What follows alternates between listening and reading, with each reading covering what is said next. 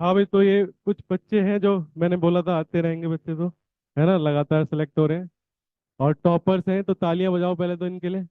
बहुत तेज तालियां होनी चाहिए। तो ये बच्चे ट्वेल्थ के साथ दोनों सेलेक्ट हुए हैं। ठीक है, इनके भी 705 है। और कृतिका गर्ग 705 है ना, फिजिक्स में 175। ठीक है, और प्रियांजलि गर्ग मार्क्स 690 और फिजिक्स में 175, है ना। और अंश भारद्वाज, उसका ड्रॉप था, तो फर्स्ट ड्रॉप, है ना। और मार्क्स है 695 और फिजिक्स में 180 आउट ऑफ 180 फुल मार्क्स है। ठीक है। तो कल भी जो बच्चे आए थे उनके भी 705 थे, अच्छे मार्क्स थे। तो मैं आज इनका, आप ऑलरेडी मिल चुके हो बच्चों से, इनसे भी मिल लिए होंगे शायद। ठीक है, दूसरी क्लास में। तो ज़्यादा टाइम नहीं लेंगे, है ना। बस आप एक आधा कोई एक एक क्वेश्चन पूछ सकते हो सबसे। और ये कुछ बताना चाहें अपने बारे में तो 1 मिनट के लिए बता सकते हैं कि भाई कैसे इन्होंने तैयारी करी और क्या, थोड़ा बहुत हल्का फुल्का गाइड कर सकते हो, ज़्यादा टाइम नहीं, है ना। आप भी थक गए होंगे सुबह से इधर उधर घूम रहे हो, एक तो बहुत टेंशन में है बच्चा हमारा। ठीक है, अभी बहुत पढ़ाई करनी है, मैं इनको ये समझा रहा हूँ, ये इस बार रैंक्स ऊपर नीचे हुई हैं, है ना। किस लिए हुई है किसी को नहीं पता, लेकिन आपको अभी इससे बहुत आगे निकल जाना है, इसको सोचना ही नहीं है। बहुत कुछ है अभी। अभी हमारे पास ऐसे बच्चे हैं, जैसे अभी एम्स में सेलेक्ट हुआ एक पीजी में बच्चा जो एमएमसी में पढ़ रहा था, तो अभी तो बहुत आगे पढ़ना है, पता नहीं कहाँ कहाँ जाओगे, अभी तो चलता रहेगा ये तो, है ना, ऊपर नीचे होता रहेगा। मेन चीज़ है आपने जो अचीव करा है वो अपने आप में बहुत मुश्किल और बहुत बड़ी चीज़ है। ठीक है, और इन्होंने, मैं देखता था इन्होंने बहुत स्मार्टली, सब नहीं, तीनों नहीं मेरे ख्याल से। ठीक है, आपने भी बड़ा इस बार बड़े आराम से पढ़े, मतलब ऐसी कोई टेंशन नहीं हुई ना पढ़ने में, फिजिक्स में तो मजा आया पढ़ने में। अपने डाउट्स क्लियर जरूर करे इन्होंने सारे। मुझे लगता है 11th में ज्यादा डाउट पूछते थे, 12th में कम आए डाउट। क्लियर हो गया। हाँ। और उसने बड़ा, जैसे वो ड्रॉपर में था, उसने बड़ा स्मार्टली 11th करी बैच के साथ, और शाम को 12th कर ली अभी। मैं ये नहीं कह रहा सब ऐसे ही करने लगो, आज शाम को ही आ जाओ सारे कि हम भी 12th करेंगे। ठीक है, ये हम रिकमेंड ही उसे करते हैं जो संभाल सकता है। ठीक है। तो कृतिका, आप कुछ बताना चाहो बच्चों को, और एक क्वेश्चन पूछना, बस एक ही, है ना, ज्यादा नहीं। हाँ, अच्छा। मैं मतलब मोस्टली यही बातें सब कहते हैं कि कंसेप्ट पे ध्यान दो, फिजिक्स तो इम्पोर्टेंट है ही। मतलब अगर मैं फिजिक्स में बहुत डरती थी, मेरी 11th बहुत बेकार गई है। 130s 150s में मेरे मार्क्स आते थे हमेशा फिजिक्स में, 11th में। पर 12th में आके ना, physics was my favourite subject and my strongest subject. मतलब मेरे 180 आते थे एंड सब्जेक्ट, एंड इसमें फिजिक्स में। तो यही वाली चीज है कि अगर आप कंसेप्ट समझोगे ना, तो उसी से होगा। एनसीईआरटी की लाइन पे फोकस करना है, कंसेप्ट समझना है, जो सर समझा रहे हैं उस पे फोकस करना है। और question- हाँ, and, अगर मैं फिजिक्स की बात करूं, एंड टाइम पे कैसे गो थ्रू करना है, फॉर्मूला शीट जो सब बोल रहे हैं, एरर बुक जो सब बोल रहे हैं, ये बनानी शुरू, मतलब मैंने जनवरी से बनानी शुरू की थी।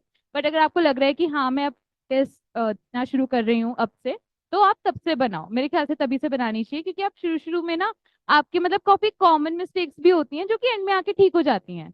तो आप अगर शुरू शुरू की मिस्टेक्स भी अगर उसमें लिखने लगोगे तो आपका, मुझे लगता है, टाइम वेस्ट होगा। बट अगर आपको लगता है कि हाँ मैं काफी सिली मिस्टेक कर देती हूँ, तो फिर आप बनाओ। पर एरर बुक बनाना मस्ट है। मैं बहुत इग्नोर करती थी कि हाँ सब लोग बोलते हैं, बट नहीं, बहुत मस्ट है।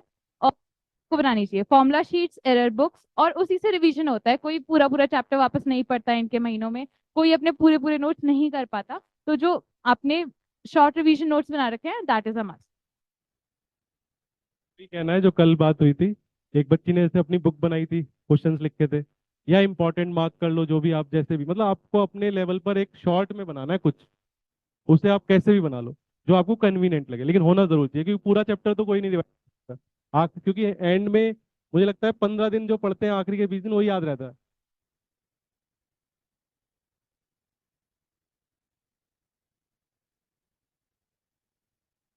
मेरा तो फिजिक्स फेवरेट सब्जेक्ट था। तो मुझे बहुत मजे आते थे क्वेश्चंस करने में। मेरे हिसाब से question are the key to physics. And बहुत सारी चीज यही है कि क्लास में अटेंशन पे करना है। एंड जो सर इधर पढ़ाते हैं, पहली बात तो ये सर की मुझे बहुत अच्छी बात लगती है कि वो क्वेश्चंस के थ्रू फॉर्मूले बताते हैं, ना कि फॉर्मूले के थ्रू क्वेश्चन।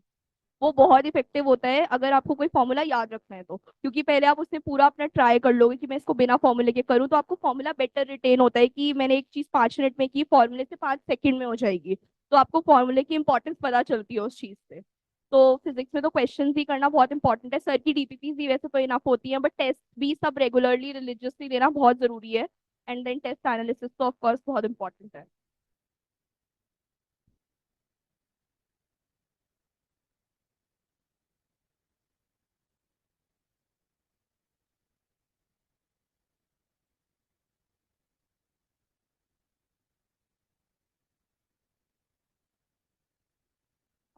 जब मेरा लास्ट में सिलेक्शन नहीं हुआ था तो उसका एक रीजन फिजिक्स ही थी।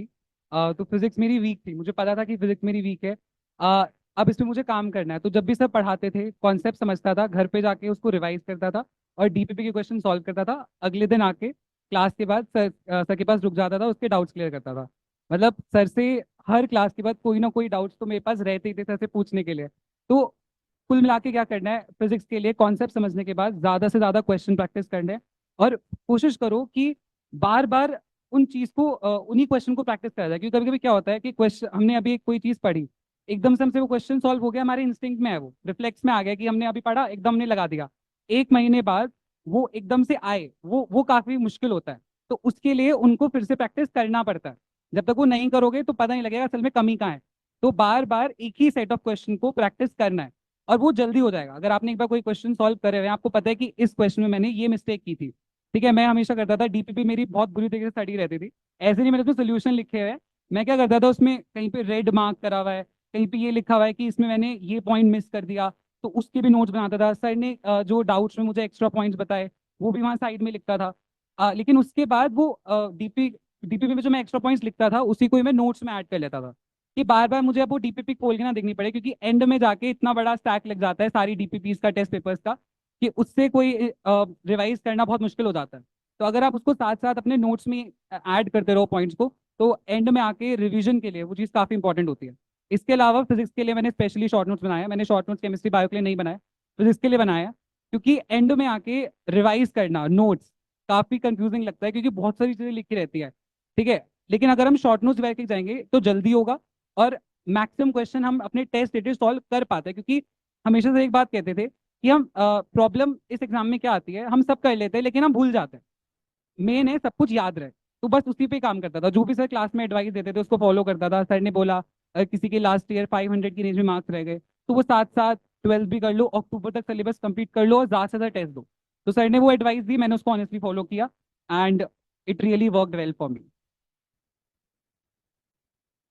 इनका इसके मार्क्स थे मेरे ख्याल से 590 थे ना जब यहाँ पे आया था, है ना। पहले पहले आप कहीं और पढ़े थे, मतलब ट्वेल्थ ट्वेल्थ के साथ। हाँ, तो ये कहीं और पढ़े थे, फिर इसके बाद फिजिक्स ही वीक थी। ऐसे बहुत से बच्चे होंगे जिसके 500 या 400 समथिंग हो, उनके लिए तो मतलब एक आधा सब्जेक्ट वीक होता है जनरली उनका, और स्पेशली फिजिक्स ही होता है।